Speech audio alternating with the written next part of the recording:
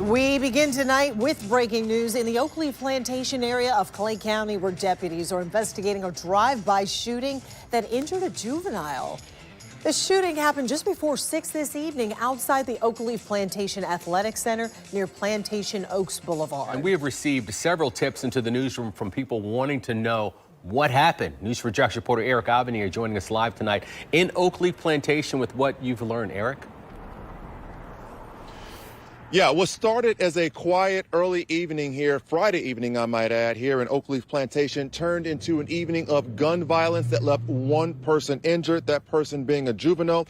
Up until about an hour ago, that roadway there, right next to the park, that roadway there was filled with law enforcement officers who were out there talking to witnesses and collecting evidence, trying to figure out how this all began. Now, Clay County detectives say shortly before 6, there was a fight at a soccer field, and during that fight, gunshots were fired. A juvenile was hit by gunfire and taken to the hospital with non-life-threatening injuries. It's unclear if that juvenile was the intended target or a bystander who was hit by a stray bullet.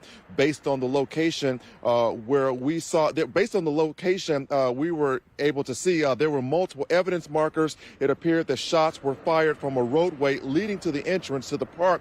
Investigators are confirming that the incident is a drive-by shooting, and so far no suspect is in custody. Now, one other thing I do want to point out, that as you said earlier on, Tarek, that we were getting a lot of tips that were coming into the newsroom. We just got a tip, I would say within the last 10 minutes, from a woman who reached out to our newsroom saying that she saw the getaway car, and she describes that getaway car as a black vehicle that she says went right past her house. Now, if anyone has information about tonight's incident, tonight's shooting that, of course, sent a juvenile to the hospital, you are strongly urged to contact the Clay County Sheriff's Office. Reporting live, Eric Avenir, Channel 4, the local station.